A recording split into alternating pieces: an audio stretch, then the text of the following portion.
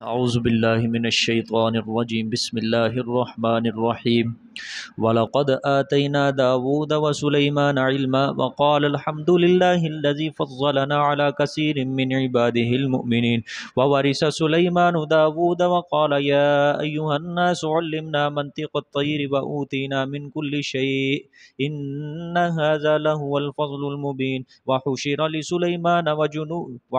لسليمان جنوده من الجن والإنس والطير فهم يوزعون حتى إذا أتوا على واد النمل قالت نملة يا أيها النمل ادخلوا مساكنكم لا يحطمنكم سليمان وجنوده وهم لا يشعرون فتبسم ضاحكا من قولها وقال رب أوزعني أن أشكر نعمتك التي أنعمت علي وعلى والدي وأن أعمل صالحا ترضاه وأدخلني برحمتك في عبادك الصالحين وتفقد الطير فقال ما لي لا أرى الهدهد أم كان من الغائبين لأعذبنه عذابا شديدا أو لأذبحنه أو ليأتيني بسلطان مبين فمكث غير بعيد فقال أحطت بما لم تحط به وجئتك من سبأ بنبأ يقين إني وجدت امرأة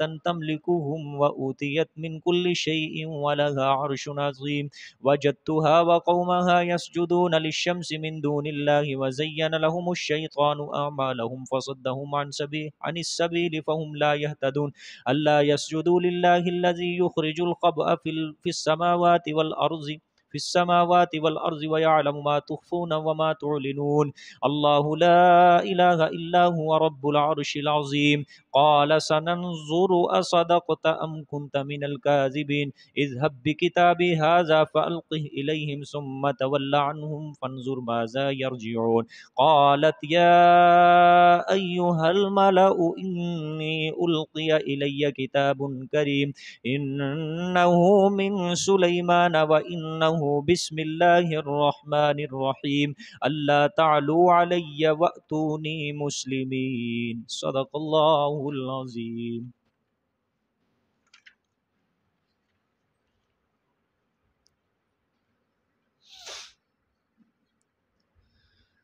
گزشتہ سبق میں آپ حضرات کے سامنے خلاصہ بیان ہوا کہ دعویٰ جو ہے کہ اللہ کے سوا برکت دینے والی ذات کوئی نہیں، اس کے اوپر دو علتیں ہیں، وجوہات یہ ہیں دو کہ عالم الغیب اللہ کی ذات ہے اور دوسری مختار کل اللہ کی ذات ہے۔ سورۃ نمل کے اندر اللہ پاک نے 4 واقعات بیان فرمائے ہیں، جن میں سے حضرت موسیٰ علیہ السلام کا کل ہم نے واقعہ پڑھا، اور وہ واقعہ پہلی علت کو ظاہر کرنے کے لیے اللہ نے بیان فرمایا کہ دیکھو موسیٰ علیہ السلام کو اگر پتہ ہوتا کہ سانپ ان کو نقصان نہیں پہنچائے گا تو وہ کبھی نہ ڈر کر بھاگتے۔ وہ پہلی علت کو ظاہر کرنے کے لیے اللہ نے بیان فرمایا دیکھو موسیٰ علیہ السلام عالم الغیب نہیں تھے، ٹھیک ہے۔ اب دوسرا واقعہ اللہ پاک حضرت سلیمان علیہ السلام کا بیان فرمائیں گے، اور یہ جو دوسرا واقعہ اللہ بیان کریں گے یہ بھی پہلی علت کو ظاہر کرنے کے لیے ہی اللہ پاک بیان کریں گے۔ کون سی علت؟ پہلی، یعنی عالم الغیب حضرت سلیمان علیہ السلام نہیں بلکہ عالم الغیب اللہ کی ذات ہے۔ جب واقعہ پڑھیں گے انشاءاللہ درمیان میں ذکر کر دوں گا۔ اللہ اکبر۔ دیکھیں جی، وَلَقَدْ آتَيْنَا دَاوُودَ وَسُلَيْمَانَ عِلْمًا، اور البتہ تحقیق ہم نے عطا فرمایا داؤد علیہ السلام اور سلیمان علیہ السلام کو علم۔ علم سے مراد یہاں پہ 2 طرح کا علم، دونوں ہی مراد ہیں، علم شریعت بھی مراد ہے اور علم سلطنت یعنی ملک داری کا علم، کیونکہ بادشاہت بھی تھی ان کے پاس، دونوں کے پاس۔ وقال الحمد للہ الذی، اور کہا دونوں نے ساری تعریفیں صرف اللہ کے لیے، الذی فضلنا علی کثیر من عبادہ المؤمنین، اور کہا دونوں نے ساری تعریفیں اللہ کے لیے، وہ ذات جس نے ہم کو فضیلت دی اوپر بہت سے اپنے بندوں سے، المؤمنون جو ایمان لانے والوں سے، بہت سے بندوں پر کیا دی ہے؟ فضیلت دی ہے۔ اللہ تعالیٰ نے ان دونوں پیغمبروں کو پیغمبری بھی دی، نبوت بھی دی، حضرت داؤد اور سلیمان علیہ الصلوۃ والسلام کو، اور نبوت کے ساتھ ساتھ اللہ تعالیٰ نے ان کو بے مثال سلطنت بھی عطا فرمائی تھی، بے مثال سلطنت سے نوازا تھا دونوں کو۔ جس قسم کی سلطنت اللہ پاک نے ان دونوں کو عطا کی تھی وہ در حقیقت ان کا معجزہ تھا۔ وہ کیا تھا؟ ان کا معجزہ تھا، ٹھیک ہے۔ حضرت داؤد علیہ الصلوۃ والسلام کے بارے میں سورۃ انبیاء کے اندر کافی ذکر گزرا ہے، وہاں پہ اللہ پاک نے ان کے بارے میں فرمایا کہ ہم نے داؤد کے ہاتھوں کے اوپر لوہے کو کیا کیا تھا؟ نرم کیا تھا، ٹھیک ہے۔ بے مثال سلطنت، یعنی کہ اللہ نے، معجزہ تھی ان کی سلطنت بھی، اور یہ ان کی نبوت کی دلیل بھی تھی۔ ان کی نبوت کی کیا تھی؟ سلطنت جو اللہ نے ان کو عطا کی وہ ان کی نبوت کی دلیل بھی تھی، کہ لوگ اس بے مثال سلطنت کو دیکھ کر سمجھ لیں کہ یہ سلطنت وہ سلطنت نہیں ہے جو دنیا کے عام بادشاہوں کو ملا کرتی ہے، بلکہ یہ سلطنت جو ہے یہ من جانب اللہ ہے، اللہ کی طرف سے عطا کی گئی سلطنت ہے، کہ جس میں دنیا، آخرت، نبوت، بادشاہت دونوں کو جمع کیا گیا ہے۔ اور ایک بات اور یاد رکھیں، یہ حضرت سلیمان علیہ السلام، حضرت داؤد علیہ الصلوۃ والسلام، یہ بھی حضرت ابراہیم علیہ الصلوۃ والسلام کی اولاد میں سے ہے، ٹھیک ہے۔ اور حضرت موسیٰ علیہ الصلوۃ والسلام کے زمانے کے کئی سال بعد ان کا زمانہ ہے، سمجھ آ گئی ہے۔ حضرت سلیمان اور داؤد یہ دونوں بنی اسرائیل کے پیغمبروں میں سے، اور موسیٰ علیہ الصلوۃ والسلام کے کئی سال بعد کا زمانہ وہ ان کا زمانہ ہے۔ حضرت داؤد علیہ الصلوۃ والسلام کو اللہ نے فرمایا کہ ہم نے علم عطا کیا، باپ کو بھی علم عطا کیا اور بیٹے کو بھی کیا دیا؟ علم دیا۔ علم سے مراد خاص قسم کا علم عطا کیا، مطلب نبوت، علم شریعت والا علم بھی ہم نے عطا کیا ہے، اور سلطنت، ملک داری والا علم بھی ہم نے ان دونوں کو کیا کیا ہے؟ عطا کیا ہے، تاکہ یہ سلطنت اچھی چلا سکے۔ اللہ پاک نے فرمایا کہ جب ہم نے ان کو علم شریعت سے بھی نواز دیا، علم سلطنت سے بھی نواز دیا، اب دونوں باپ بیٹوں نے میرے آگے کلمہ شکر کہا۔ کیا کہا؟ کلمہ، قالا تثنیہ کا صیغہ ہے، ٹھیک ہے۔ دونوں نے کہا کہ یہ جو اللہ نے ہمیں علم نبوت سے نوازا ہے، ملک داری کے علم سے نوازا ہے، یہ کوئی ہمارا کمال نہیں ہے، بلکہ یہ ساری تعریفیں ہی اللہ کے لیے ہے۔ یہ سارا کمال ہی صرف کس کے لیے ہے؟ اللہ تعالیٰ کے لیے ہے۔ الذی فضلنا علی کثیر من عبادہ المؤمنین، وہ اللہ، وہ ذات جس نے ہمیں جہان والوں میں سے، اپنے ایمان لانے والوں میں سے اپنے بندوں پر کیا دی ہے؟ فضیلت دی ہے، اعلیٰ مقام دیا ہے، کہ نبوت کے ساتھ اللہ نے ہم کو سلطنت بھی دے دی، بادشاہت بھی دے دی، ہمارے ساتھ اللہ نے پرندوں کو بھی مسخر کر دیا، اللہ نے ہمارے ساتھ جنات کو بھی تابع کر دیا، ہواؤں کو ہمارے ساتھ اللہ پاک نے مسخر کر دیا، اور مزید یہ کہ اللہ کی نعمتوں کے اوپر شکر کرنا یہ بھی مستقل ایک نعمت ہوتی ہے۔ بھئی ایک ہوتا ہے اللہ کی طرف سے بندے کو نعمت مل جائے، ٹھیک ہے، اور اس نعمت کے اوپر انسان زبان سے شکر ادا کرے، یہ بھی ایک مستقل اللہ کی کیا ہوتی ہے؟ نعمت ہوتی ہے، کہ اس کو شکر بجا لانے کی اللہ نے ساتھ توفیق بھی دے دی ہے۔ اور جس کو یہ چیز حاصل ہو جائے، جس کو یہ چیز مالداری کے ساتھ جس کو شکر کرنے کی نعمت بھی حاصل ہو جائے، تو مالداری کوئی عیب نہیں ہے، سمجھ آ گئی ہے۔ مالداری کے ساتھ اللہ تعالیٰ شکر کی نعمت بھی اس کو دے دیں تو پھر یہ مالداری، پیسہ، دنیا یہ کوئی عیب نہیں ہے۔ دنیا، پیسہ، مال یہ عیب تب بنے گا جب انسان اللہ کا شکر کرنا چھوڑ دے اور تکبر کے اوپر تلائے۔ بات سمجھ میں آ گئی ہے؟ تکبر کے اوپر آ جائے، ٹھیک۔ اور دیکھو دونوں نبی، ایک باپ ہے ایک بیٹا ہے، اور ساتھ اللہ نے سلطنت، بادشاہت دی، اور سلطنت بھی بڑی اعلیٰ عطا فرمائی جو ایک معجزہ تھی ان کے لیے، لیکن ان دونوں حضرات نے تکبر نہیں کیا، بلکہ اس سے ہٹ کر اللہ تعالیٰ کا شکر ادا کیا، عاجزی کیا اللہ تعالیٰ کے آگے۔ یہ جو واقعہ حضرت سلیمان کا ہے، یہ دنیا کے بادشاہوں کے لیے یہ تعلیم ہے بہت بڑی، حکمرانوں کے لیے، وزیروں کے لیے، مشیروں کے لیے یہ بہت بڑی ہے، ان کے لیے تعلیم ہے حضرت کا واقعہ، کہ جب اللہ کسی ملک کی سلطنت عطا کر دے تو اس کی نعمت کا شکر ادا کیا کرو۔ آگے دیکھیں جی، وَوَارِثَ سُلَيْمَانُ دَاوُودَ وَقَالَ يَا أَيُّهَا النَّاسُ عُلِّمْنَا مَنطِقَ الطَّيْرِ وَأُوتِينَا مِنْ كُلِّ شَيْءٍ إِنَّ هَذَا لَهُوَ الْفَضْلُ الْمُبِينُ۔ اور وارث کیا اور وارث ہوئے سلیمان علیہ الصلوۃ والسلام داؤد علیہ الصلوۃ والسلام کے. سلیمان علیہ الصلوۃ والسلام وارث ہوئے کس کے؟ داؤد علیہ الصلوۃ والسلام کے. ٹھیک ہے، داؤد بیٹے تھے اور داؤد باپ تھے اور بیٹا سلیمان علیہ الصلوۃ والسلام.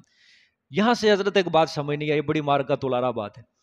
پہلے صرف سرسری سی بات سمجھ لو کہ حضرت داؤد علیہ الصلوۃ والسلام کی وفات کے بعد حضرت سلیمان علیہ الصلوۃ والسلام کیا بنے؟ اپنے باپ کے وارث بنے. ٹھیک ہے، داؤد کے تمام بیٹوں میں سے، حضرت داؤد کے تمام بیٹوں میں سے حضرت سلیمان علیہ الصلوۃ والسلام نبوت اور سلطنت کے کیا ہوئے ہیں؟ وارث ہوئے ہیں. ٹھیک ہے، اور یہاں وراثت سے مراد مالی وراثت نہیں، سمجھ آئی؟ وراثت سے مراد مالی وراثت نہیں، بلکہ وراثت سے مراد ہے علمی وراثت، کہ حضرت داؤد علیہ الصلوۃ والسلام کے علم کے وارث ہوئے کون؟ سلیمان علیہ الصلوۃ والسلام. سمجھ آئی ہے؟ مسئلہ سمجھ لو اور اس کو دل میں بٹھا لو. تمام اہل اسلام کا عقیدہ ہے، تمام مسلمانوں کا عقیدہ ہے کہ جب پیغمبر فوت ہو جاتا ہے اس کا کوئی ورثہ نہیں ہوتا، نہ وہ وارث بنتا ہے نہ وہ مورث بنتا ہے، نہ وہ وارث بنتا ہے نہ وہ مورث بنتا ہے. مثلا پیغمبر علیہ الصلوۃ والسلام کا، کسی پیغمبر کا اگر باپ فوت ہو جائے تو باپ کی وراثت بیٹے جو پیغمبر ہوتا ہے اس کو نہیں ملتی، وارث نہیں بنتا پیغمبر.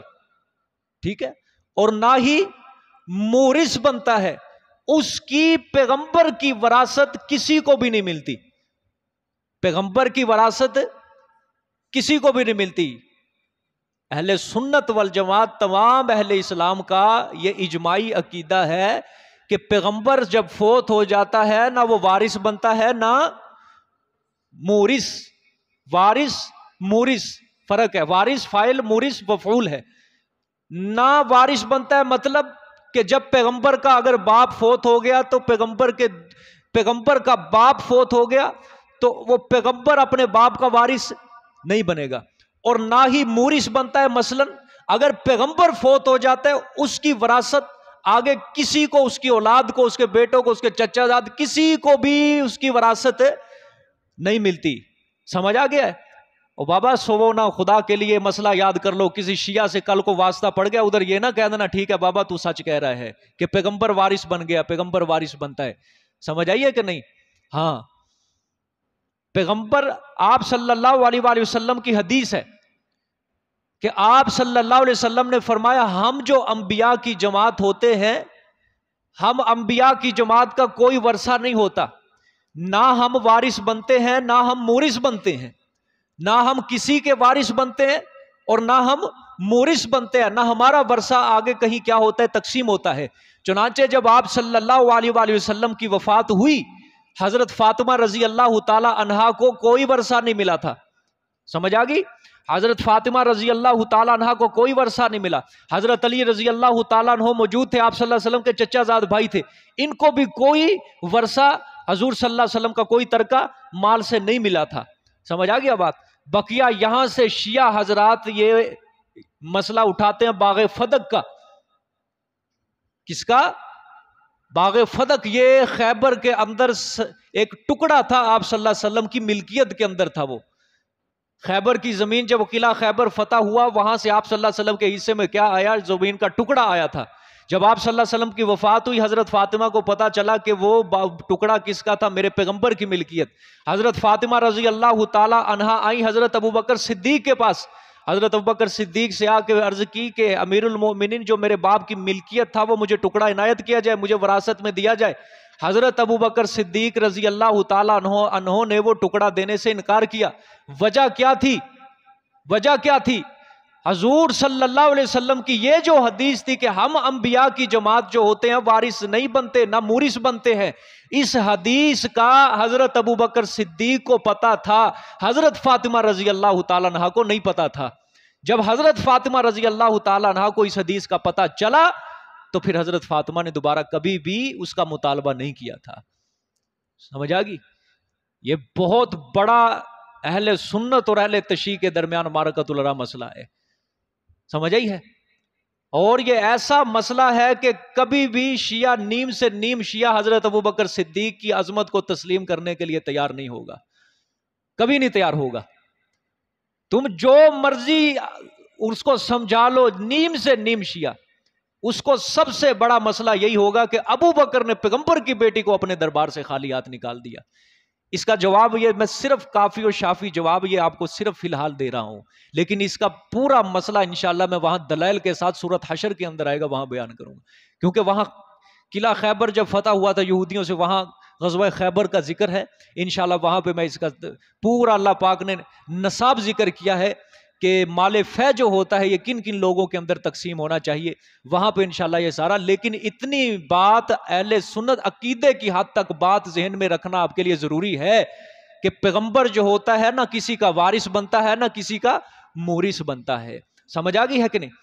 شیعوں کا عقیدہ ہے کہ پیغمبر کا میراث ہوتا ہے، پیغمبر کی وراثت چلتی ہے، ٹھیک ہے، یہ شیعوں کا عقیدہ ہے۔ وہ کہتے ہیں اگر پیغمبر کوئی فوت ہو جائے اس کا ورثہ آگے اس کی اولاد میں کیا ہوتا ہے، تقسیم ہوتا ہے۔ وہ اسی آیت کو دلیل بناتے ہیں، یہ دیکھو وَوَارِثَ سُلَيْمَانُ داؤد، کہ وارث ہوئے سلیمان علیہ السلام کس کے؟ داؤد علیہ السلام۔ وہ اس آیت کو دلیل دیتے ہیں، کہتے دیکھو ایک پیغمبر فوت ہو رہا ہے، دوسرا پیغمبر کیا بن رہا ہے؟ وارث بن رہا ہے۔ وہ کہتے دیکھو سونے پہ سہاگا، پیغمبر فوت ہو رہا ہے اور پیغمبر ہی کیا بن رہا ہے؟ وارث بن رہا ہے۔ تو میں نے جواب اس کا یہ دیا ہے کہ یہاں مال سے مالی وراثت مراد نہیں ہے، بلکہ یہاں وراثت سے کون سی وراثت مراد ہے؟ علم کی وراثت مراد ہے۔ ذہن کو اندر بٹھا لو، دل کے اندر نقش جما لو، یہاں پہ کون سی وراثت مراد ہے؟ علمی وراثت مراد ہے۔ دلیل کیا ہے اس کی؟ دلیل کیا ہے؟ پہلی دلیل بھئی دیکھو بیٹا، پوری دنیا کے اندر یہ مشہور ہے یہ بات کہ باپ کے مرنے کے بعد اس کا وارث کون ہوتا ہے؟ بیٹا ہوتا ہے۔ یہ تو مسلمہ حقیقت ہے، جہاں دیکھو پہلی شریعتوں کے اندر دیکھو کہ باپ کے مرنے کے بعد کون وارث بنتا ہے؟ بیٹا ہی وارث بنتا ہے۔ پھر یہاں اللہ پاک نے سلیمان علیہ السلام کو جو ذکر کیا ہے کہ سلیمان وارث بنے داؤد علیہ السلام کے، یہ کون سی ضرورت تھی نام لینے کی؟ کیا کوئی وجہ تھی؟ یہ تو کوئی فضیلت نظر ہی نہیں آتی۔ اور بھئی ایک دنیا کے اندر ایک چیز مشہور ہے کہ بیٹا کیا بنتا ہے؟ وارث بنتا ہے۔ تو یہ اللہ پاک نے یہاں پہ کوئی خاص فضیلت، کوئی وجہ تو نظر نہیں آ رہی کہ اللہ نے یہاں پہ کیوں ذکر کیا ہے کہ سلیمان علیہ السلام وہ وارث بنے اپنے کس کے؟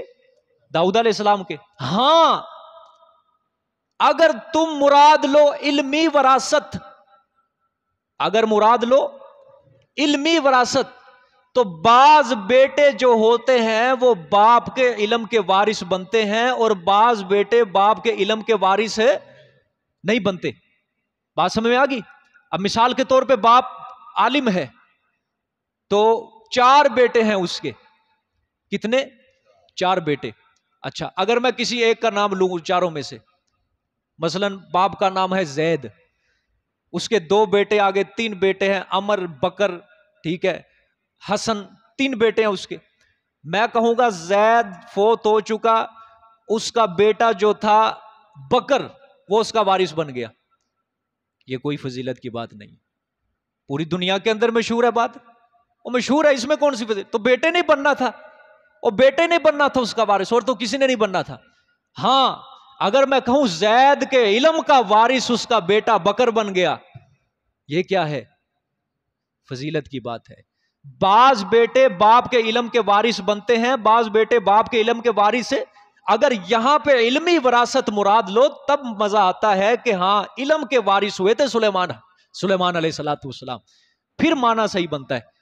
مالی وراثت کا تو سمجھ نہیں آتی، کوئی خاص فضیلت سمجھ نہیں آتی، نظر نہیں آتی، ایک بات، ٹھیک ہے۔ دوسری بات، تمام مورخین کا اس بات کے اوپر اتفاق ہے کہ داؤد علیہ السلام کے 19 بیٹے تھے۔ کتنے بیٹے تھے؟ 19 بیٹے تھے۔ تو حضرت داؤد علیہ السلام کے وارث صرف حضرت سلیمان بن رہے ہیں اگر مالی وراثت مراد لو، یہ تو بہت بڑی ناانصافی کی بات ہوگی، بہت بڑی ناانصافی کی بات ہوگی کہ ایک بیٹا باقی 18 کدھر گئے؟ یہ تو بہت بڑی کیا ہوگی؟ بے انصافی کی بات ہوگی، عدل و انصاف کے خلاف ہے۔ باقیوں کو ورثہ کہاں سے ملے گا؟ پھر باقی وارث کہاں ہوگی اگر علمی مالی وراثت مراد؟ ہاں اگر تم لو علمی وراثت مراد تو پھر بات صحیح بنے گی کہ کچھ بیٹے باپ کے علم کے وارث ہوتے ہیں اور کچھ بیٹے باپ کے علم کے وارث نہیں ہوتے۔ سمجھ آ کتنی باتیں ہوگی جی؟ دیکھو آپ سو رہے ہو نا ابھی بھی، 2 باتیں ہوئی ہیں سر، 2 باتیں ہوئی ہیں۔ تیسری بات چلو چھوڑو، یہ 2 باتیں بس ذہن میں رکھو، باقی اور بھی دلائل ہیں، یہ 2 ہی بس ذہن میں رکھ لو، بس بہت ہے، پھر بھول جائے گا نا سارا۔ سمجھے؟ دیکھیں آگے، وَوَارِثَ سُلَيْمَانُ دَاوُودَ، اور وارث ہوئے سلیمان علیہ السلام کس کے؟ داؤد کے۔ ٹھیک ہے آگے، وَقَالَ يَا أَيُّهَا النَّاسُ عُلِّمْنَا مَنطِقَ الطَّيْرِ، اور کہا کس نے؟ فرمایا حضرت سلیمان علیہ السلام نے فرمایا اے لوگو، یا ایھا الناس، اے لوگو، علمنا، سکھائے گئے ہم، یا سکھایا گیا ہمیں، منطق الطیر، بولنا پرندوں کا۔ فضائل بیان ہو رہے ہیں، فضائل، ہمیں پرندوں کی بولیاں کیا کی گئی ہیں؟ سکھائی گئی ہیں۔ ہاں ایک اور ساتھ جملہ لگا دیتا ہوں، جو اور بادشاہوں کو میسر نہیں ہوتا، جو اور بادشاہوں کو میسر نہیں ہوتا۔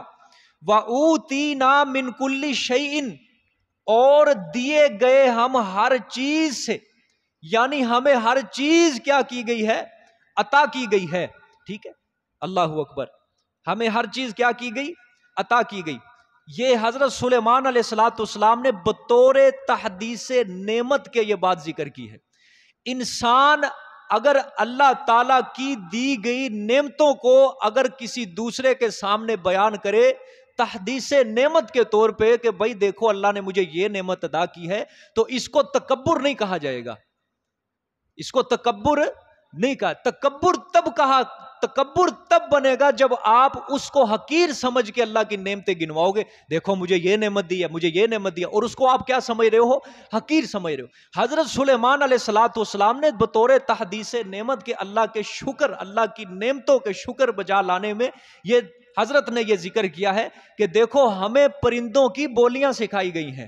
ٹھیک ہے، یعنی پرندے جو بھی آپس کے اندر کلام کرتے ہیں ہم اس کو کیا کر لیتے ہیں؟ سمجھ لیتے ہیں، ہمیں پتہ چل جاتا ہے۔ اور یہ ایسی اللہ نے فضیلت ہمیں عطا کی ہے جو دنیا کے بڑے بڑے بادشاہوں کو بھی حاصل نہیں ہوئی ہے۔ ٹھیک ہے، اور یہاں پہ ایک بات لکھی ہے، بعض لوگوں نے، مورخین نے لکھی ہے کہ پرندوں کو اللہ انسانوں کی بولی دیتے تھے، پھر حضرت سلیمان علیہ السلام سمجھ لیتے تھے کہ پرندے کو اللہ بولی کس کی دیتے تھے؟ انسان کی۔ حضرت سلیمان علیہ السلام جب سمجھتے سنتے تو سمجھ لیتے۔ یہ فضیلت حضرت سلیمان کی نہیں ہوئی، پھر یہ فضیلت اس کے پرندے کی ہوئی کہ اس کو بولی دے گی، کرامت تو اس کی ہوئی۔ جب اس کو انسان کی زبان مل گئی تو سمجھ گئی۔ یہ مراد نہیں ہے، اصل فضیلت کی بات تب ہے کہ پرندے اپنی زبان کے اندر ہی بات کریں، کوا اپنی زبان میں بولے، چڑیا اپنی زبان میں بولے، ہدہد اپنی زبان میں بولے، ہر پرندہ اپنی زبان میں بولے، اور حضرت سلیمان ان کی زبان کو خود سمجھ لے۔ یہ معجزہ اصل ہے، یہ اصل بات ہے جو فٹ آتی ہے، فضیلت والی بات سمجھ آئی ہے؟ اللہ اکبر۔ اور بعض لوگوں نے یہاں یہ بھی لکھا ہے کہ حضرت داؤد علیہ السلام کو بھی اللہ تعالیٰ نے یہ نعمت دی تھی کہ وہ بھی پرندوں کی بولیاں سمجھتے تھے۔ نہ، غلط بات ہے، ان کو نہیں۔ یہ خاصہ، یہ فضیلت صرف اللہ نے حضرت سلیمان کو دی تھی کہ حضرت سلیمان علیہ السلام پہ وہ پرندوں کی بولیاں کیا کرتے تھے؟ سمجھتے تھے۔ ٹھیک ہے، اور ساتھ حضرت نے یہ بھی فرمایا وَأُوتِینَا مِن كُلِّ شَيْءٍ، کہ ہمیں دنیا کی ہر چیز دی گئی ہے۔ کیا دی گئی؟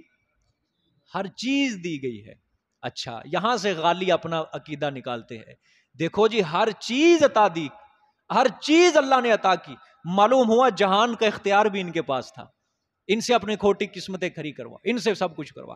اللہ، حالانکہ یہ مطلب بالکل نہیں ہے، ہاں یہ مطلب بالکل نہیں ہے اس کا اصل جواب جو ہوگا انشاءاللہ میں آگے دوں گا۔ آگے ملکہ بلقیس کا ذکر آ رہا ہے، وہاں پہ انشاءاللہ اس کو ذہن میں رکھو فی الحال کہ حضرت نے فرمایا ہمیں ہر چیز دی گئی ہے۔ ٹھیک ہے، فی الحال مثال کے طور پہ میں سمجھا دیتا ہوں یہاں یہ مراد نہیں ہے، مطلب یہ ہے لوازم سلطنت کے اندر جو جو چیزیں میسر ہونی چاہیے وہ ہمیں میسر ہیں۔ ایک بادشاہ کو اپنی سلطنت چلانے کے لیے جو جو چیزیں اس کے لیے میسر ہونی چاہیے وہ ہمیں کیا ہے؟ میسر ہے۔ مثال کے طور پہ بھئی آپ کو کسی نے اپنے گھر میں بلایا، اس کا بہت عالی شان گھر تھا، بنگلہ تھا پورا بنا ہوا، گاڑیاں تھی، بہت اچھا عالی شان اس نے گھر کھڑا کیا ہوا ہے۔ آپ جب اس کے گھر میں گئے، جب آپ اس کے گھر کے اندر گئے، واپس آئے، آ کے اپنے دوستوں کو آپ نے بتایا کہ بھئی میں فلانے دوست کے گھر گیا، اس کے گھر میں نے دنیا جہان کی ساری چیزوں کو دیکھا، اس کے گھر کے اندر دنیا جہان کی ساری چیزیں تھی۔ کیا مطلب؟ ہوائی جہاز بھی اس کے گھر کے اندر کھڑا ہے، بحری جہاز بھی اس کے گھر کے اندر کھڑا ہے، سمندر بھی اس کے گھر کے اندر ہے، ٹرین بھی اس کے نہیں، مطلب یہ کہ انسان کو اپنا گھر چلانے کے لیے جن جن چیزوں کی ضرورت ہوتی ہے وہ ساری چیزیں میں نے اس کے گھر کے اندر کیا کی ہیں؟ دیکھی ہیں۔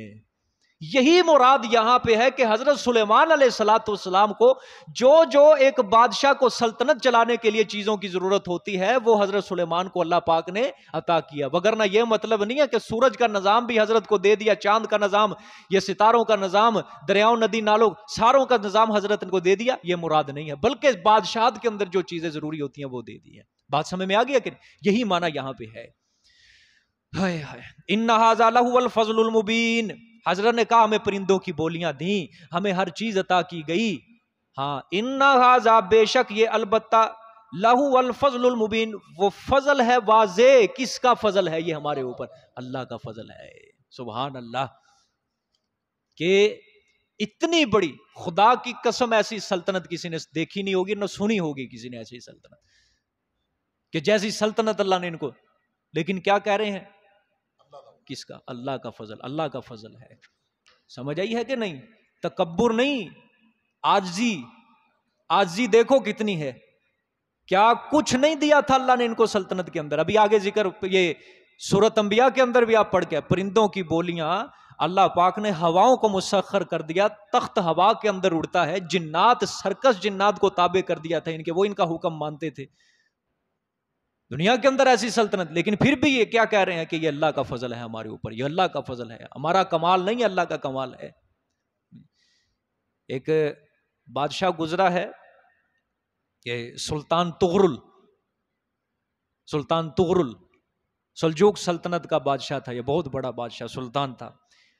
اس کا ایک بھتیجا جب یہ فوت ہوا سلطان طغرل، پھر اس کا بھتیجا تخت نشین ہوا جس کا نام سلطان محمد الپرسلان تھا، اس کا بھتیجا تھا، وہ تخت نشین ہوا سلجوق سلطنت کا بادشاہ۔ 12-13 سال اس نے حکومت کی ہے، اور بڑی عالی شان حکومت کی ہے اس نے، بڑی عالی شان حکومت، مشرق و مغرب کا ایک حساب کا بادشاہ بن چکا تھا۔ ایک بار یہ ٹیلے کے اوپر، اونچی جگہ کے اوپر کھڑا ہوا، اپنی فوج کو دیکھتا ہے، اس کے دل کے اندر صرف خیال آیا تھا کہ دنیا کے اندر کیا میرے جیسا بھی کوئی بادشاہ ہوگا؟ صرف یہ خیال آیا تھا کہ میرے تحت اتنی فوج ہے، میری سلطنت وہ کتنی دور دور، یہ سلجوق سلطنت وہ سلطنت تھی، اتنی وسیع ہو چکی تھی، یہ ترکوں کی سلطنت ہے مسلمانوں، مکہ اور مدینہ بھی انہی کے زیر سلطنت ہو چکا تھا۔ حاجیوں کا سارا سامان سمون جو حاجیوں کی حفاظت کرنا، وہ سارا انہی کے ذمہ تھا، یہ سلجوق سلطنت والوں کے ذمہ۔ سلطان محمد الپرسلان کے ذہن میں یہ خیال آ گیا، یہی کہ مجھ سے بڑا بھی کوئی دنیا میں بادشاہ ہو۔ عجب میں مبتلا ہو گیا نا، تھوڑا سا تکبر کی ایک بو آ گئی دل کے اندر، عجب جسے کہتے ہیں، کثرت میں۔ اللہ اکبر۔ ایک بار پھر یہ جا رہا تھا سفر کے لیے، کہیں رستے کے اندر اس کا اپنا قلعہ جو فتح کیا ہوا تھا وہ آیا۔ جب یہ قلعے کے اندر داخل ہوا تو ناظم تھا نا جو قلعے کا، اس نے اس کو سلام نہیں کیا، تو سلطان محمد الپرسلان کو کسی بات کے اوپر غصہ آیا، اس کے اوپر، یہی ناظم کے اوپر، قلعے کے ناظم، اس نے کوئی گستاخی کی، تو سلطان نے حکم دے دیا اس کو قید کرو۔ اس نے آگے سے کہا، اوے مخنث، تو مجھے مار نہیں سکتا، تو مجھے قتل نہیں کر سکتا۔ مخنث خسرے کو کہتے ہیں عربی میں۔ اللہ ہوا، قید ہو گیا۔ پھر سلطان تخت کے اوپر بیٹھا، جب اس کو سامنے پیش کیا گیا، اس نے پھر گستاخی کی۔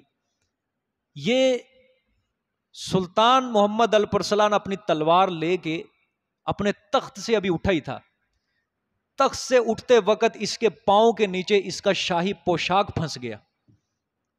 جب وہ شاہی پوشاک پھنسا تو یہ گرا اور سیدھا اس مجرم کے سامنے جا گر گیا. اس نے خنجر چھپایا ہوا تھا، اس نے خنجر نکالا، 5-4 اس نے اس کے سینے کے اوپر وار کیے. محمد الپرسلان سلطان تھا بہت بڑا. خیر زخمی رہا، فوراً شہید نہیں ہوا تھا، یہ زخمی ہو گیا. پھر اس کا ایک وزیر تھا نظام الملک توسی. دنیا اس وزیر کی آج تک مثال نہیں پیش کر سکی، بڑا کمال کا وزیر. محمد الپرسلان جو سلطان تھا، اس کا بیٹا جو تھا ملک شاہ، اس کی ابھی عمر تھی میرے خیال 7-8 سال. اس نے اپنے وزیر کو وصیت کر دی تھی کہ جب تک میرا بیٹا بالغ نہیں ہوتا اس وقت تک سلطنت کے سارے نظام الملک سنبھالے گا. جب میرا بیٹا بالغ ہو جائے گا، سمجھدار ہو جائے گا، پھر تخت کی ساری ذمہ داری میرے بیٹے کو ہوگی. خیر اس نے پھر نظام الملک کو کچھ باتیں سنائی. اس نے پھر اس کو کہا کہ میں کچھ دن پہلے کسی شیخ، کسی بزرگ کی صحبت کے اندر بیٹھا تھا. اس نے مجھے 2 نصیحتیں کی تھی. اس بزرگ نے، اس نے مجھے کہا کہ بزرگ نے کہا کہ دشمن کو کبھی کمزور مت سمجھنا. پہلی نصیحت اس بزرگ نے الپرسلان کو کی تھی، دشمن کو کبھی کمزور نہ سمجھنا. دوسری، کبھی زندگی میں عجب کے اندر مبتلا نہ ہونا. یہی تکبر، عجب میں مبتلا نہ ہونا. اس نے پھر اپنے وزیر کو کہا کہ دیکھو کل شام میں ایک ٹیلے پہ کھڑا تھا، میرے دل میں صرف یہ خیال ہی آیا تھا، میرے دل میں خیال ہی آیا تھا کہ مجھ سے بڑا بادشاہ بھی دنیا کے اندر ہوگا. اللہ نے مجھے آج دکھا دیا کہ تجھ سے بڑا بادشاہ میں ہوں، تجھ سے بڑا بادشاہ میں ہوں، تو نہیں ہے. سمجھ آئی ہے؟ اس نے کہا میں عجب کے اندر مبتلا ہوا، اللہ نے مجھے میرے بندے کے ہاتھوں ہی مروا دیا ہے آج. بعد میں شہید ہو گیا تھا محمد الپرسلان. انا للہ و انا الیہ راجعون. بہت بڑا بادشاہ مسلمانوں کا گزرا ہے، اور عیسائی بہت زیادہ ڈرتے تھے اس سے. سلطان صلاح الدین ایوبی کے بعد یہ محمود غزنوی، اس کی تو زیادہ تر یہ لڑائیاں ہوئی ہیں ان کے ساتھ، یہ ہندوؤں کے ساتھ. لیکن الپرسلان جو تھا، اس کی جو زیادہ لڑائیاں عیسائیوں کے ساتھ ہوئی تھی. اس سے بھی بہت زیادہ عیسائی ڈرتے ہوتے تھے سلطان الپرسلان سے. اللہ اکبر. خیر عجب میں مبتلا کبھی نہ ہونا. جو بھی اللہ نعمت دے دے اللہ کا فضل سمجھو. اگر وہ نعمت تمہیں دے سکتا ہے چھین بھی سکتا ہے. تکبر کر کے جاؤ گے کس پاس؟ کس کو دکھاؤ گے تکبر کر کے؟ غزوہ حنین کے اندر صحابہ کرام کے دل میں بھی کثرت ناز آیا تھا نا. کتنے کا لشکر تھا غزوہ حنین میں مسلمانوں کا؟ ہے کسی کے ذہن میں؟ 12,000 کا لشکر، اور دشمن 4,000. دشمن کافر 4,000، مسلمان 12,000. ڈبل ٹرپل تعداد ہے صحابہ کی. کچھ صحابہ کے دل میں صرف اتنا خیال آیا، او غزوہ بدر کے اندر ہم تھوڑے تھے، ہم تو پھر بھی فاتح بن چکے، آج تو ہماری تعداد ہی ڈبل ٹرپل ہے، اور دشمن کم میں کمزور سمجھ لیا دشمن کو، اور ادھر سے عجب میں مبتلا ہو گئے. اللہ نے ایسا کایا پلٹا، جنگ کی ایسی کایا پلٹی. پہلے تو مسلمان غالب رہے، لیکن اچانک ایسی کایا پلٹی جب تیر اندازوں نے دشمن کی طرف سے تیر چلے، سارے صحابہ کے پاؤں اکھڑ گئے، پیٹ پھیر کر بھاگ گئے میدان جنگ سے. صرف آپ صلی اللہ علیہ وسلم کے ارد گرد 4-5 صحابی رہ گئے تھے گھوڑے کے ارد جو آپ کے دفاع کے اندر تھے. جب اللہ کو اپنے بندے کے یہ دل کے اندر جو تکبر آ جاتا ہے وہ بالکل پسند نہیں ہے اللہ کو. اور یہ تکبر، سب سے زیادہ تکبر اس کے پاس ہوتا ہے جس کو مال کی ہرس ہوتی ہے، لالچ ہوتی ہے. مال کی ہرس، لالچ، تکبر بھی اسی کے اندر زیادہ ہوتا ہے. بہت مشکل ہے. بزرگان دین فرماتے ہیں سوئی کے ناکے کے اوپر ایک پہاڑ کو اٹھانا آسان ہے، لیکن اس کے مد مقابل کسی انسان کے دل سے تکبر نکالنا یہ اس سے بھی زیادہ مشکل ہے. یہ بڑا مشکل ہے. خانقاہوں کے اندر آج تک جتنے بھی شیخ آئے ہیں، اللہ کے ولی ہوئے ہیں، جب ان کی صحبت کے اندر لوگ جاتے تھے، وہ اللہ کے ولی سب سے زیادہ یہی زور دیتے تھے، ان کے دل سے تکبر نکالا کرتے تھے۔ تکبر بہت مشکل ہے، جب یہ مر جائے انسان کے اندر سے، پھر انسان خود بخود اللہ کی طرف آتا ہے۔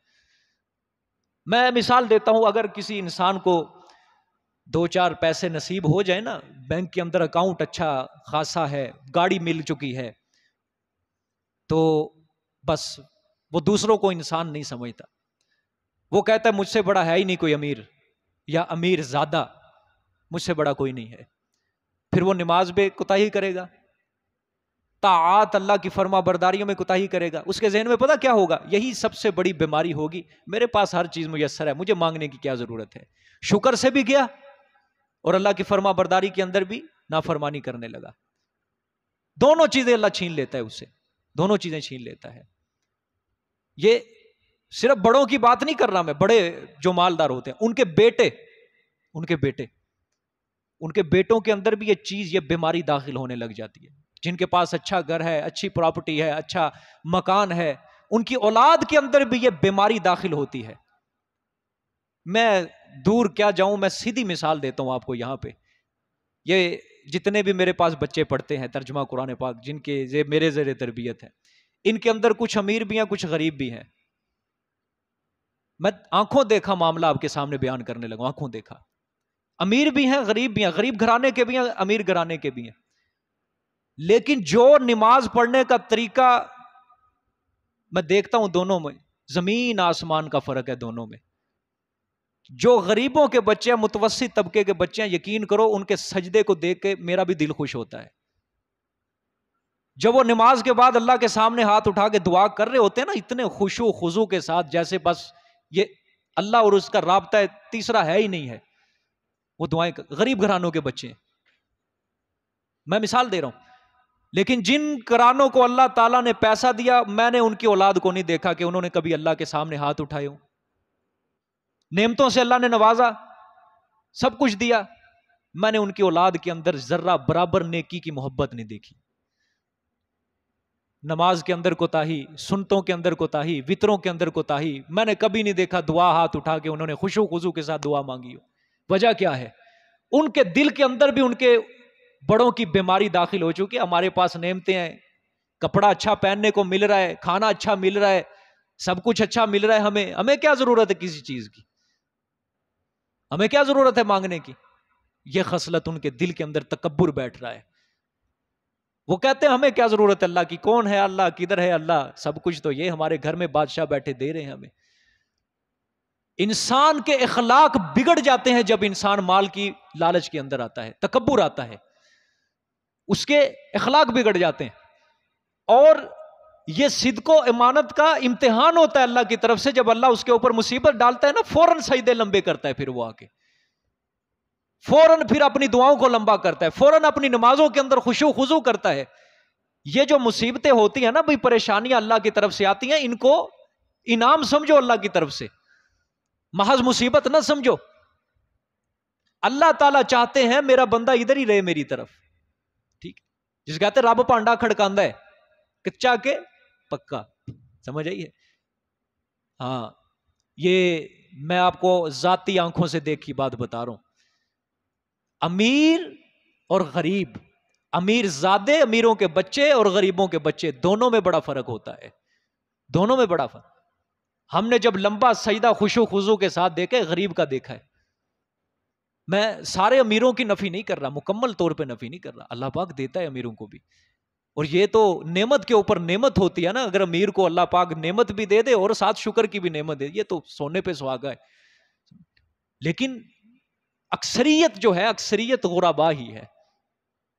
وہ جمعے والے دن آپ نے واقعہ سنا ہوگا، ہرکل نے کیا کہا تھا کہ پیغمبروں کے جو متبعین ہوتے ہیں وہ کون ہوتے ہیں؟ غریب لوگ ہی ہوتے ہیں، سمجھ آئی کہ نہیں؟ اکثریت غریبوں کی ہوتی ہے ان کے متبعین، اور مالدار بہت کم ہوتے ہیں ان کے۔ اور آپ صلی اللہ علیہ وسلم کی حدیث بھی ہے کہ اسلام غریبوں سے شروع ہوا اور غریبوں پہ ختم ہو جائے گا۔ طوبیٰ للغرباء، خوشخبری ہے غریبوں کے لیے۔ آج زندہ مثال اس کی آپ کو مدارس ملیں گے، غریبوں کے بچے پڑھ رہے ہیں، کون ہیں دین کے حاملین؟ اللہ کے دین کی حفاظت کرنے والے کون ہیں؟ غریب لوگ ہیں. جا کے دیکھو چٹائیوں کے اوپر پڑھ رہے ہیں بیچارے، پھٹی پرانی چٹائیوں کے اوپر. ان کو تو اے سی بھی میسر نہیں ہے لیکن قرآن پاک پڑھ رہے ہیں. ان کو تو روٹی بھی اچھی طرح میسر نہیں ہوتی. جس طرح ہم عالی شان کھانا کھاتے ہیں گھروں کے اندر، اس طرح ان کو نہیں کھانا ملتا، عالی شان نہیں ملتا. وہ درویشی فقیرانہ زندگی گزار رہے ہیں. وہ اللہ تعالیٰ نے ان کو اٹھایا ہوا ہے اپنے دین کی حفاظت کے لیے. بات سمجھ میں آئی ہے؟ یہ جو خوش قسمتی ہوتی ہے یہ امیروں کے بچوں کو نہیں ملتی، یہ امیروں کے بچوں کو نہیں. امیر خود اپنے بچوں کو کہتے ہیں یہ ڈگری حاصل کرے، یہ ڈاکٹر بنے، یہ انجینئر بنے، یہ فلانا بنے، یہ فلانا بنے. وہ انہوں نے اپنے بچوں کے دل کے اندر یہ بات پیوست کر دی ہے. کبھی امیر نہیں اپنے بیٹے کو یہ نصیحت کرے گا بیٹا تو نے اسلام کی خدمت کرنی ہے، تیرے جسم کے اندر جو اللہ نے خون دیا ہے میرے بچے تو نے اسلام کے پرچم کو بلند کرنا ہے. کبھی وہ یہ نہیں سکھائیں گے، کبھی نہیں سکھائیں گے، نہیں سکھائیں گے. وہ غریب ہی ہوتے ہیں جو بیچارے اپنے بچوں کو مدرسوں میں بھیج دیتے ہیں، جاؤ بچوں قرآن حفظ کرو، اللہ کے دین کو بیان کرنے والے بن جاؤ. وجہ کیا ہے؟ وہ پیچھے مال ہے، ان کو پتہ ہے سب کچھ ملا ہوا ہے، ہمیں کیا ضرورت ہے اسلام کو، کیا ضرورت ہے ہمیں نمازیں پڑھنے، کیا ضرورت ہے. بہت بڑی عبرت کی بات ہے یہ، بڑی عبرت کی بات ہے یہ. صحابہ میں اکثریت غربا کی تھی، اکثریت غربا کی تھی، لیکن اللہ نے بعد میں امیر کیا کہ نہیں؟ ان کو کیا.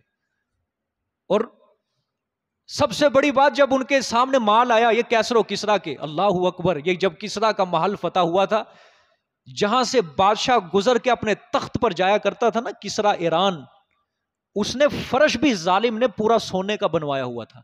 اس نے فرش کے ارد گرد جو درخت بنوائے تھے وہ بھی سونے کے، وہ سارا اکھاڑ کے حضرت سعد بن ابی وقاص نے مدینے بھیج دیا تھا. مدینے سکے سونے کے، درہم دینار سب، ایک طرف بندہ کھڑا ہوتا دوسری طرف نہیں دکھائی دیتا تھا. لیکن صحابہ اللہ معاف کرے وہ ناچنے کودنے نہیں لگ گئے تھے، اور رونے لگ گئے تھے، یا اللہ تو نے کہیں آخرت کا صلہ یہی تو نہیں دے دیا ہمیں. یہی فرق ہے ہمارے اور ان کے درمیان، یہی فرق ہے. یہاں پہ چند پیسے نصیب ہو جائے، یہاں انسان اپنے آپ کو کچھ سمجھتا ہی نہیں ہے، بڑا انسان بادشاہ سمجھ لیتا ہے. لیکن وہ رب ہم نے کئی دیکھے ہیں، جب رب نعمت دیتا ہے تو چھینتا بھی ایسے ہے کہ سڑک فٹ پاتھ پہ آ جاتا ہے، فٹ پاتھ پہ آ جاتا ہے. ایک رات کے اندر اندر ہی اللہ نے بیڑا غرق کر دیا، ایک رات کے اندر اندر.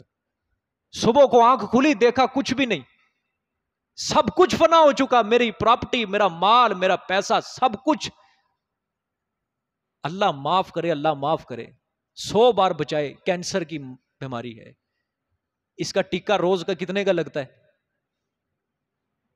بتا سکتے کوئی؟ 6,000 کا تو نارمل ہے، 12-13,000 کا روزانہ کا ٹیکہ ہے اس کا. رکھی ہو کس نے کروڑوں کی دولت، اس کی بیوی اس کی ماں کو یہ مرض لگ جائے، اللہ معاف کرے، اور یہ 3-4 سال تک رہے، کہاں جائے گی اس کا پیسہ، کہاں جائے گی اس کی پراپرٹی؟ خدا کے لیے اللہ کا خوف اپنے دل کے اندر لاؤ. یہ مال کی ہرس، یہ محبت، یہ کچھ نہیں رکھا اللہ نے اس کے اندر. اصل محبت اللہ کی محبت ہے، اصل محبت اللہ. اگر کوئی نوجوان بیٹھا ہے، اگر کوئی بڑے بیٹھے میری بات سن رہے ہیں، اپنے ذہنوں کے اندر اس بات کو بٹھا لو. یہ جو ہوتی ہے نا 16, 17, 18 سال کی عمر، یہ پروان چڑھتا ہے انسان جوانی کی طرف، پروان ہو رہی ہے. یہ جتنا بڑھتا جاتا ہے اس کی بد اخلاقیوں کے اندر اور اضافہ ہوتا جاتا ہے. اس کی بد اخلاقیاں بڑھتی جاتی ہیں، مسجد سے دور، مدرسے سے دور، اللہ تعالیٰ کی فرما برداری سے دور، نمازوں سے دور، فلانے سے دور، فلان. لیکن اگر اللہ ان کے اوپر ہی مصیبت پھر دے نا، پھر ان کے سیدھے ہو جاتے ہیں. یہ اگر گھر کے حالات خراب ہونے لگ جائیں، غلط ہونے جائیں، پھر یہ سیدھے ہو جاتے ہیں. میں مثال دے رہا ہوں نا، غریب بچے کو میرے پاس پڑھتے ہیں، ان کو پتا ہے کہ اللہ نے دینا ہے سب کو، وہ اپنی نماز بھی لمبی پڑھتے ہیں، وہ اپنی دعاؤں کے اندر اللہ کو یاد ہے. دعا خدا کی قسم ایسے مانگتے ہیں اگلے بندے کو رونا آ جاتا ہے، یار میری دعا کم کے اندر کمی ہے، یہ دعا بڑی اچھی کر رہے ہیں. اللہ اکبر. اور یہی بات ہوتی ہے، یا اللہ سے مال لے لو یا اللہ سے دین کی دولت لے لو. دونوں دولتیں ہیں نا، یا مال کی دولت لے لو یا دین کی دولت لے لو. یہ تو بہت بڑا کوئی 1-2 ہی خوش نصیب ہوتے جن کو یہ دونوں دولتیں نصیب ہو جاتی ہیں، دین بھی اور دنیا بھی. وگرنہ اکثریت یا مال ہے کسی کے پاس یا دین ہے، یا مال ہے یا دین ہے، یا مال ہے یا دین ہے، بس. بات سمجھ میں آ گئی ہے؟ ہاں دیکھیں جی. اللہ اوئے ہوئے اللہ اکبر. وحشر لسلیمان جنوده من الجن والانس والطیر فهم یوزعون حتى اذا اتوا على واد النمل قالت نملة یا ایها النمل ادخلوا مساکنکم لا یحطمنکم سلیمان وجنوده وهم لا یشعرون. سبحان اللہ. اور جمع کیے گئے واسطے سلیمان کے وہ جنودہ اس کا لشکر، ٹھیک ہے، اس کا لشکر، من الجن جنات سے، والانسی اور انسانوں سے، والطیر اور پرندوں سے، فہم یوزعون پھر تھے بھی وہ کثرت میں، فہم یوزعون پس وہ تقسیم کیے جاتے. بھئی دیکھو حضرت سلیمان نے ایک بار سفر پہ جانے کا ارادہ کیا، حضرت کے لیے لشکروں کو کیا کیا گیا؟ اکٹھا کیا گیا. کون کون سے؟ جن، انسان اور پرندے. یہ لشکر کیا ہوئے؟ اکٹھے ہوئے. پرندے جو تھے نا، پرندے یہ حضرت سلیمان کے سر کے اوپر سایہ کرتے تھے، سائبان، سایہ، سمجھ آئی؟ اچھا، جنات اور انسان بہت زیادہ. اب انہوں نے پیدل جانا ہے، پیدل، یہ سفر تخت پہ نہیں تھا حضرت کا، یہ پیدل سفر ہے، بہت زیادہ تعداد ہے. اور اب جب زیادہ تعداد ہوگی نقل و حرکت کے اندر کیا ہوگی؟ مشکل ہوگی. حضرت نے فہم یوزعون وہ دستے تقسیم کر دیے. ایک دستہ، مثال کے طور پہ 1000 کا دستہ یہ، 1000 کا دستہ یہ بنا دیا، 1000 تقسیم کر دیا تاکہ نقل و حرکت کے اندر آسانی ہو، سفر کے اندر آسانی ہو، اور دوسری بات نظم و ضبط قائم رہے. دو چیزیں، ٹھیک ہے، اس وجہ سے کہا. آگے دیکھیں، سبحان اللہ.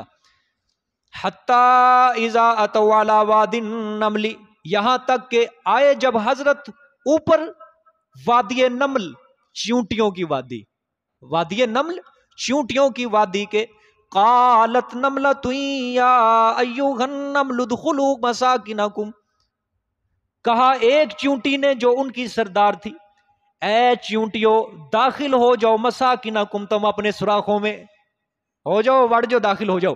لا یحطمنکم سلیمان وجنودہ، نہ روند ڈالے تمہیں سلیمان اور اس کا لشکر، وہم لا یشعرون، درا حال یہ کہ وہ نہ جانتے ہوں گے. جب وہ تمہیں روند رہے ہوں گے نا اپنے پاؤں نیچے، انہیں کو کوئی پتہ نہیں ہوگا کہ سلیمان کے لشکر کے نیچے چیونٹی مسلی جا رہی ہے. سمجھ آئی کیوں اللہ نے چیونٹی کا ذکر کیا؟ یہ کیوں اللہ نے ذکر کیا چیونٹی کا؟ قوم کی خدمت تو کی، لیکن سب سے بڑی بات ہے نہیں، اللہ کو چیونٹی کی بات جو پسند آئی ہے، اصل بات دیکھو آخر میں، دیکھو اللہ نے فرمایا وَهُمْ لَا يَشْعُرُونَ. ہاں وَهُمْ لَا يَشْعُرُونَ، اس کو غیب کا علم نہیں ہوگا.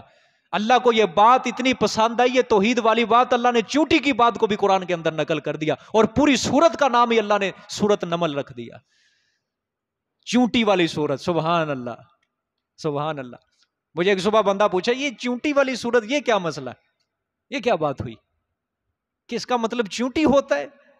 میں نے اسے یہی بات کہی، میں نے کہا اللہ تعالیٰ کی توحید چاہے کوئی پرندہ، چاہے کوئی حشرات الارض، کیڑا مکوڑا بیان کرے، اللہ کو پسند ہی اتنا آتا ہے، اللہ قرآن کے اندر ذکر کر دیتا ہے.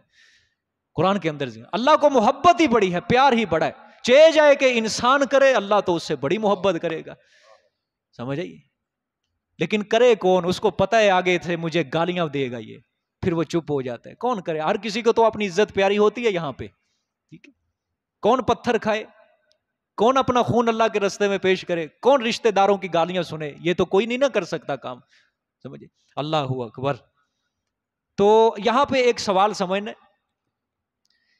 اشکال یہ ہے کہ چیونٹی کو کیسے پتا چلا کہ سلیمان آ رہا ہے؟ سمجھ آئی ہے؟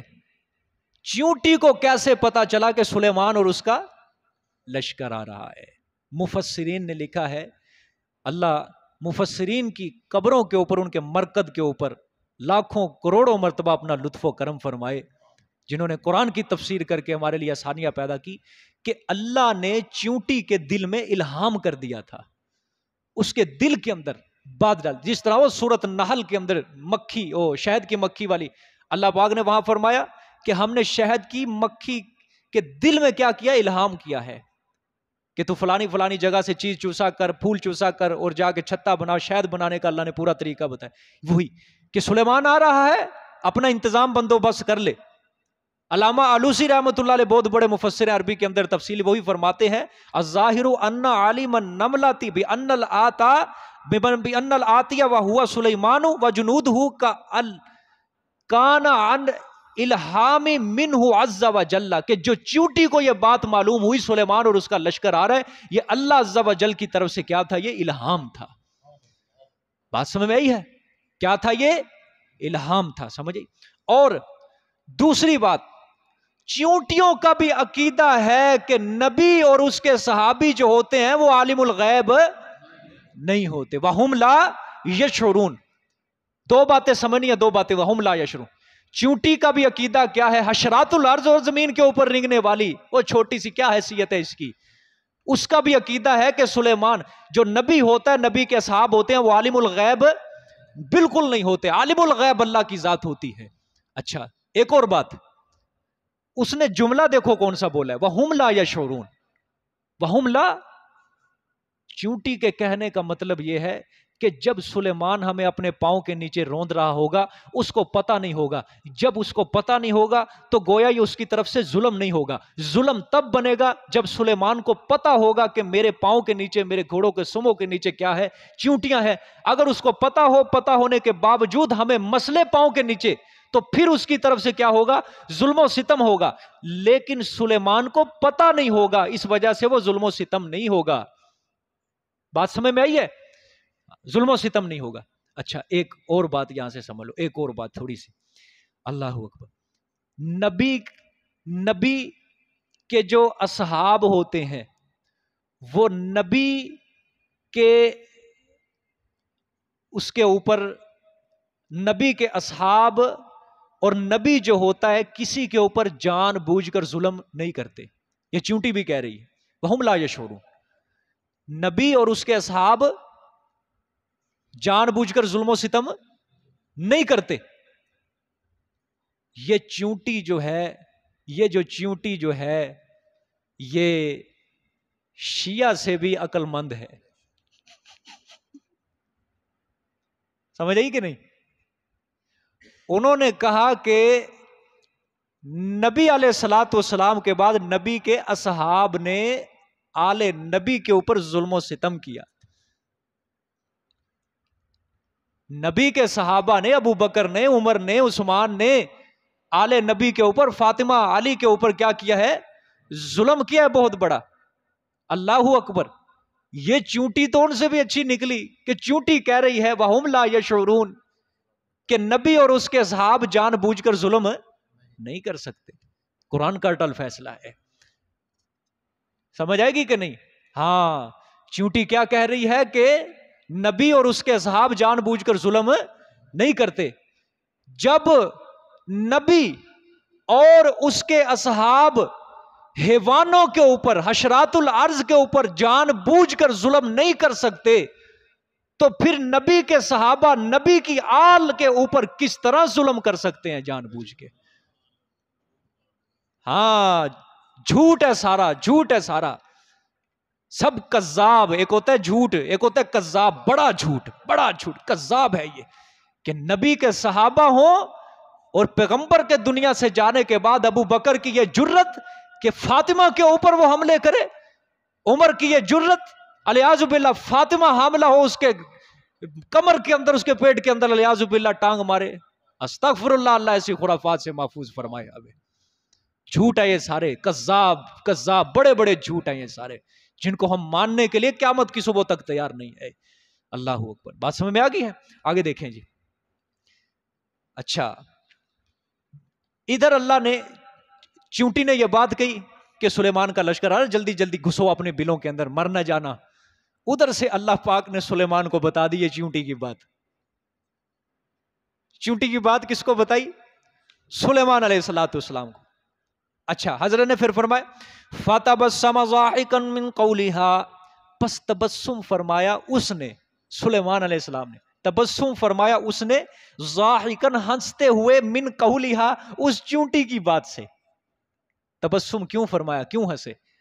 اس کی وجہ یہی تھی کہ چونٹی کتنی مطمئن ہے مجھ سے، کتنی مطمئن ہے مجھ سے، اور کتنا اچھا گمان رکھتی ہے چونٹی مجھ سے کہ میں سلیمان اور میرا لشکر ان کو اپنے پاؤں کے نیچے جان بوجھ کر نہیں روندیں گے، بلکہ ہم کو پتہ نہیں ہوگا۔ اگر ہم کو پتہ ہوگا تو ہم کبھی بھی چیونٹیوں کو اپنے پاؤں کے نیچے نہیں مسلیں گے۔ اس وجہ سے کیا ہو پڑے؟ ہنس پڑے۔ اچھا، یہاں پہ ایک اور سوال ہے۔ غالی یہاں سے یہ نکالتے ہیں کہ دیکھو چیونٹی نے بات کی، سلیمان کو سن گئی۔ سمجھ آئی؟ چیونٹی نے بات کی، سلیمان کو سن کی، معلوم ہوتا ہے حضرت جانتے تھے، غیب کا علم تھا حضرت کے پاس۔ کسی مفسر نے یہ بات نہیں لکھی ہے، ہر مفسر نے یہاں پہ یہی بات لکھی ہے، ہر مفسر نے۔ انہو علیہ السلام لم یسمع صوتا اصلا، بے شک وہ چیونٹی کی آواز جو تھی وہ حضرت سلیمان علیہ السلام نے لم یسمع صوتا اصلا بالکل نہیں سنی تھی، بالکل نہیں سنی تھی۔ پتہ کیسے چلا؟ وَإِنَّمَا فَهِمَ مَا فِي نَفْسِ النَّمْلَةِ إِلْهَامًا مِّنَ اللَّهِ تَعَالَى، الہامًا مِّنَ اللَّهِ تَعَالَى، بلکہ یہ جو حضرت سلیمان علیہ السلام اس چیونٹی کی بات کو سمجھے، یہ اللہ تعالیٰ کی طرف سے حضرت سلیمان کو کیا کیا گیا تھا؟ الہام کیا گیا تھا کہ چیونٹی تیرے متعلق یہ بات کہہ رہی ہے۔ ہر مفسر نے یہاں پہ یہی بات لکھی ہے کہ اللہ پاک نے بذریعہ وحی حضرت سلیمان کو کیا دے دی تھی؟ اطلاع دے دی تھی۔ ٹھیک ہے، اللہ اکبر۔ آگے دیکھیں جی، وَقَالَ رَبِّ أَوْزِعْنِي أَنْ أَشْكُرَ نِعْمَتَكَ الَّتِي أَنْعَمْتَ عَلَيَّ وَعَلَى وَالِدَيَّ وَأَنْ أَعْمَلَ صَالِحًا تَرْضَاهُ۔ سبحان اللہ۔ جب حضرت نے چیونٹی کی یہ بات سنی نا، حضرت سلیمان کو اللہ کی دوسری نعمتیں یاد آ گئیں۔ کیا یاد آ گئی؟ ساری نعمتیں یاد آ گئی۔ حضرت نے فرمایا اور کہا، اے میرے رب توفیق دے مجھے تو، یہ کہ میں شکر کروں اوپر تیری نعمتوں کے۔ اللہ اکبر۔ دیکھو عاجزی، اللتی انعمت علیہ، وہ نعمتیں جو تو نے میرے اوپر انعام کی، یا اللہ جو تو نے میرے اوپر انعام کیے مجھے شکر کرنے والا بنا دے اس کے اوپر۔ وعلی والدیہ، اور اوپر میرے والدین کے۔ سمجھ آئی ہے؟ وَأَنْ أَعْمَلَ صَالِحًا، اور یہ کہ میں عمل کرتا رہوں نیک اچھے عمل، ترضاہ، جس سے تو راضی ہو میرے مولا، جس سے تو راضی ہو۔ جب تو ہی راضی نہیں ہے تو کوئی عمل کا کیا فائدہ میرے لیے؟ لے کے آؤ دنیا کے بڑے بڑے متکبروں کو ادھر سامنے، اب چاہے امریکہ کا صدر ہو، برطانیہ کا صدر ہو، لے کے آؤ جتنے بڑے متکبر جو آج پوری دنیا کے اپنے سپر پاور، یہ دیکھو پوری دنیا کا۔ اور یہ بات میں بتانا بھول گیا، شاید میں نے پہلے بھی بتائی ہو، پوری دنیا کے اندر اب تک 4 بادشاہ ایسے گزرے جن کو پوری روئے زمین کی حکومت دی گئی تھی۔ پوری روئے زمین 2 کافر تھے اور دو کون تھے؟ ہاں، مسلمان تھے۔ مسلمان ایک اسکندر ذوالقرنین، اور جس کا سورۃ طٰہٰ میں ذکر آیا ہے، ان کا جو زمانہ ہے اسکندر ذوالقرنین کا، یہ حضرت عیسیٰ سے پہلے اور حضرت سلیمان کے بعد ہے اسکندر ذوالقرنین کا زمانہ۔ اور دوسرا مسلمان کون ہے؟ یہ حضرت سلیمان علیہ السلام۔ پوری روئے زمین کی حکومت تھی، پوری روئے، مشرق مغرب شمال جنوب۔ ٹھیک ہے، 2 مسلمان 2 کافر تھے، ایک تو یہ تھا جس کا حضرت ابراہیم سے مقابلہ ہوا، نمرود، اور ایک تھا بخت نصر۔ کون تھا؟ بخت نصر۔ یہ 2 کافر تھے، 2 مسلمان، جن کو پوری روئے زمین کی حکومت دی گئی۔ لیکن یہ دیکھو، یہ بادشاہ دیکھو، پوری روئے زمین کی سلطنت، تکبر نام کی ذرہ برابر بھی دل میں چیز نہیں ہے۔ اور آج کسی کو تھوڑا سا پیسہ مل جائے، وہ اپنے آپ کو سمجھتا میں تک پتہ نہیں کیا بن گیا۔ اچھا سوٹ ملنے کو میسر آ جائے، مل جائے، پتہ نہیں کیا سمجھتا ہے اپنے آپ کو۔ تھوڑی سی گاڑی اس کے نیچے آ جائے، اپنے آپ کو پتہ نہیں کیا، گاڑی کے قریب سے سائیکل گزرے، سمجھتا ہے یہ صابن دانی جا رہی ہے میرے قریب سے۔ تکبر ہے نا، تکبر ہے۔ سائیکل والے کو گاڑی والا کچھ نہیں سمجھتا، موٹر سائیکل والا دوسرے کو کچھ نہیں، گاڑی والا موٹر سائیکل والے کو کچھ نہیں سمجھتا۔ جو نعمت اللہ نے دی ہے اس کے اوپر کوئی شکر نہیں کرتا، یہ کسی کو نصیب ہوتا ہے، یہ کسی کو نصیب ہوتا ہے۔ ہمارے اندر دونوں چیزوں کی کمی ہے، دونوں چیزوں کی، شکر صبر ہے ہی نہیں کسی کے اندر۔ نعمت ملتی ہے نہ شکری شروع کرتے ہیں، مصیبت آتی ہے صبر کرنا چاہیے لیکن کیا کرتے ہیں؟ بے صبری، رونا پٹنا، گریبان اللہ کے اوپر شکوے گریبان چاک کرتے اپنے پھاڑتے ہیں۔ دونوں چیزوں کی ہمارے اندر کمی، دونوں چیزوں کی، جس کی وجہ سے آج مار کھا رہے۔ جس کو میسر ہے اس کے پاس قناعت کی دولت نہیں ہے کہ جتنا مل گیا بس اس کے اوپر شکر گزاری کرے، یا اللہ بس تیری رحمت ہے. اور اگر نئی نعمت میسر ہے تو بے صبری کیوں کرتے ہو؟ صبر کرو، اللہ دے دے گا، دے دے گا اللہ. دونوں چیزوں کی ہمارے اندر کمی. اور یہ دیکھو بادشاہ کیا کہہ رہا ہے، یا اللہ مجھے شکر کرنے کی توفیق دے اپنی نعمتوں کے اوپر. کوئی سبق حاصل کرو میرے عزیز دوستو، سبق حاصل کرو. اچھا جوتا مل جائے، اچھا کپڑا مل جائے، اچھی ٹوپی مل جائے، اچھا مکان مل جائے، اللہ سے دعا کیا کرو، یا اللہ اپنے آگے شکر کرتے رہنے کی توفیق دے ہمیں، اپنے آگے شکر کرتے رہنے. آگے کیا کہا، میں نیک عمل کرتا رہوں. اللہ اکبر. یہ بھی یا اللہ مال دے دی، سلطنت دے دی، میں نیک عمل کرتا رہوں ہمیشہ، کیونکہ مال سلطنت یہ نیک عمل کرنے کے اندر رکاوٹ ہے. مال آ جائے ظاہری بات ہو گئے، اور یار میں کاروبار میں پھنسا تھا، چل نماز میں بعد میں پڑھ لوں گا. مال آ جائے، پیسہ آ جائے، جب دنیا کے اندر شامل ہو جائے گا پھر اللہ کی طاعت کے اندر کیا ہوگی، کمی ہوگی، چلو بعد میں صحیح، بعد میں. ایسے ظالم لوگ دیکھیں ہم نے، اللہ کے حکامات کو پسے پشت ڈالتے ہیں، دنیا کے کام کو آگے رکھتے ہیں، اللہ کے کام کو. وہی اقبال کہتا ہے نا کہ توفیق نہ ہوئی ایک وقت کی نماز پڑھنے کی اور چپ ہو گیا مؤذن اذان کہتے کہتے. ٹھیک ہے اذان ختم ہو جائے گی، چلے جائیں گے، بعد میں 2 منٹ جب رہ جائیں گے پھر نماز کے اندر چلے جائیں گے. سمجھے یہ چیز مال. یا اللہ مجھے نیک عمل کرتے رہنے کی توفیق دے جس سے تو راضی ہو. سبحان اللہ. یا اللہ تیری رضا کے لیے عمل کر، تو راضی نہیں ہوگا مجھے عمل کرنے کا کیا فائدہ، میرا دنیا کے اندر رہنے کا کیا فائدہ. اللہ اکبر. حضرت بہت بڑی عبرت ہے، خدا کی قسم پوری روئے زمین کا بادشاہ یہ دعا کر رہا ہے.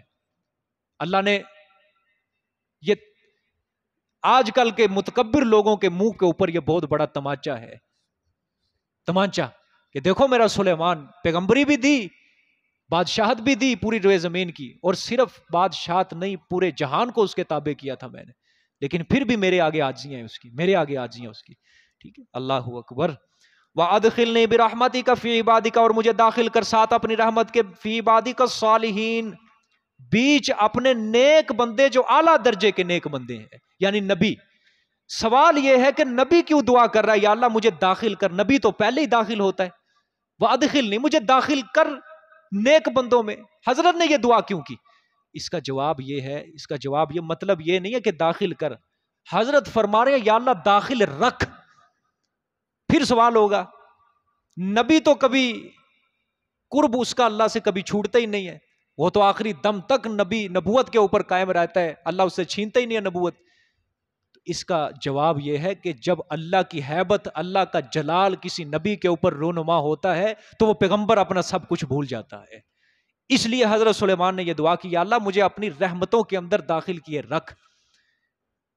یہ 3 سعادتیں ہوتی ہیں، اس کے بعد انشاءاللہ سبق ختم کرتے ہیں. 3 سعادتیں ہوتی ہیں، ذہن میں رکھ لو آج بات. 3 سعادتیں انسان کو جو میسر آتی ہیں، سعادت نفسانیہ، اور جائزہ لینا ہے تینوں نیک بختیوں میں سے، تینوں سعادتوں میں سے کوئی ایک بھی مجھے نصیب ہے یا نہیں ہے. ایک ہوتی ہے سعادت نفسانیہ، سعادت کا مطلب نیک بختی، خوش نصیبی، جس کا دل کے ساتھ تعلق ہوتا ہے، یہ ہوتی ہے سعادت نفسانیہ، دل کے ساتھ تعلق. مطلب اس کے اندر شکر اور صبر دونوں چیزیں آتی ہیں. شکر اور صبر، بندے کے دل میں توکل ہو، اللہ پر تواضع ہو اللہ کے سامنے، یہ کون سی ہے؟ سعادت نفسانیہ. یہ دل کے ساتھ تعلق ہے، اس نیک بختی کا دل کے ساتھ تعلق ہے. دل میں وہ صبر بھی ہے، شکر بھی ہے، تواضع بھی ہے اللہ کی. ایک سعادت. دوسری سعادت بدنیہ، جب بھئی دل کے اندر آ جاتی ہے سعادت، شکر، صبر، توکل، تواضع، پھر وہ سعادت ابھرتی ہے، جوش مارتی ہے، پھر وہ جسم کے ظاہری اعضاء کے اوپر کیا کرتی ہے؟ اثر کرتی ہے. سعادت بدنیہ دوسری سعادت. نماز پڑھتا ہے انسان بدن کے ذریعے، روزہ رکھتا ہے بدن کے ذریعے، حج کرتا ہے بدن کے ذریعے، سجدہ کرتا ہے، رکوع کرتا ہے، یہ سعادت بدنیہ ہے. تیسری سعادت ہے سعادت خارجیہ، باہر کی سعادت. مطلب انسان کی اولاد نیک ہو، یہ خارجی سعادت. یہ بھی بہت بڑی نیک بختی ہے بھئی، اولاد نیک ہو. سبحان اللہ. نیک اولاد مل جانا بہت بڑی اللہ کی نعمت ہوتی ہے. یہ نافرمان اولاد مل جائے، پوچھ کے دیکھو ان سے، جب وہ باپ کے سامنے منہ پھیرتے ہیں، باپ کے آگے چڑچڑاپن دکھاتے ہیں، اور دوستوں کو آگے رکھتے ہیں، اور ماں باپ کے آگے جھوٹ بول رہے ہیں، اور دوستوں کے سامنے سچ بول رہے ہیں، بکواسات ماں باپ کے آگے کرتے ہیں، ٹھیک ہے؟ اولاد نیک ہو سعادت خارجیہ، ماں باپ نیک ہو سعادت خارجیہ ہے۔ سعادت کی کتنی قسمیں؟ سعادت نفسانیہ، سعادت بدنیہ، سعادت خارجیہ۔ اللہ ہمیں تینوں سعادتوں سے نوازے، نفسانی، لیکن سب سے پہلے وہ ہے وہ دل والی۔ جب دل والی سعادت نصیب ہوگی پھر ہر کوئی سعادت نصیب ہوگی، بدنی بھی ہوگی اور خارجی بھی ہوگی۔ جب انسان کا اپنا دل گندا ہے، صاف نہیں ہے، بدنی سعادت کس طرح حاصل ہوگی؟ جب دل کے اندر اللہ کی محبت نہیں ہے، یہ کس طرح سجدہ کریں گے؟ کس طرح ہم سجدہ کریں گے؟ جب دل ہی صاف نہیں ہے کس طرح رکوع کے اندر دل لگے گا؟ کس طرح سجدے کے اندر دل لگے گا؟ جب دل ہی صاف نہیں ہے کس طرح صبر آئے گا؟ کس طرح شکر ہوگا؟ جب دل ہی صاف نہیں ہے کس طرح نماز میں دل لگے گا؟ سب سے پہلے اللہ سے دعا کرو، یا اللہ میرا دل صاف کر دے، غیر کی محبت کو یہاں سے نکال کے اپنی محبت کو داخل کر دے میرے مولا اس دل کے اندر۔ اور جس کو اللہ کی محبت حاصل ہو جائے وہ سمجھو انسانیت کے اعلیٰ درجے کے اوپر فائز ہو چکا ہے۔ ہم نے دنیا کی محبتیں مانگی، ہر چیز کی محبتیں مانگی، لیکن ہم نے اپنے مالک کی محبت مانگی آج تک؟ اپنی دعا کے اندر سب سے پہلے دعا اگر مانگنی آج کے بعد یہی مانگو، یا اللہ اپنی محبت دے مجھے، بس اپنی معرفت دے، اپنی پہچان دے۔ 40 سال ہو گئے، 50 سال ہو گئے، مولا مجھے تیری پہچان نہیں ہوئی ابھی تک، حالانکہ دنیا میں اسی مقصد کے لیے آیا ہوں، اسی مقصد کے لیے، اور 70 سال زندگی گزار دی، اللہ کی پہچان نہیں۔ من ربو کا سوال ہے، کیا جواب ہے اس کا؟ تیرا رب کون ہے؟ دو جواب نہیں آتا۔ میرا رب اللہ ہے، ربی اللہ، میرا رب اللہ ہے۔ یہ سوال کہاں ہوگا؟ یہ جواب آپ نے مجھے آسانی سے یہاں تو دے دی ہے، یہاں دے دی ہے، سب کو پتہ ہے۔ وہاں جو کیفیت ہوگی نا، وہاں اس کے لیے، اس کیفیت کے لیے تیاری کرو، اس کے لیے تیاری کرو، اس کے لیے وہاں جو روب ہوگا، جو دبدبہ ہوگا، جو کیفیت ہوگی، وہاں پھر کچھ۔ یہاں تو ہم نے مالک کی صرف اتنا ہی پتا ہے اللہ ہے اوپر، ہر جگہ ہے اللہ، صرف اتنا پتا ہے اللہ دے رہا ہے سب کچھ، اتنا پتا ہے۔ پہچان نہیں ہے کسی کو، معرفت نہیں حاصل، الفت نہیں، محبت نہیں ہے، کس طرح جواب دو گے فرشتوں کو؟ ربی اللہ، میرا رب اللہ ہے۔ اس کے لیے تیاری کرے۔ یہ 3 سوال لگتے تو بڑے آسان ہیں، خدا کی قسم لگتے بڑے آسان ہیں، لیکن ان کی تہ، ان کی گہرائی کے اندر کسی انسان کو شناوری کی توفیق ملتی ہے کہ اس کی گہرائی میں پہنچ جائے۔ ان کے لیے تیاری کرو، تینوں ساتھ حاصل کرو۔ جزاک اللہ جی، صدق اللہ العظیم۔ یہ کل کو انشاءاللہ ہدہد والا واقعہ آئے گا۔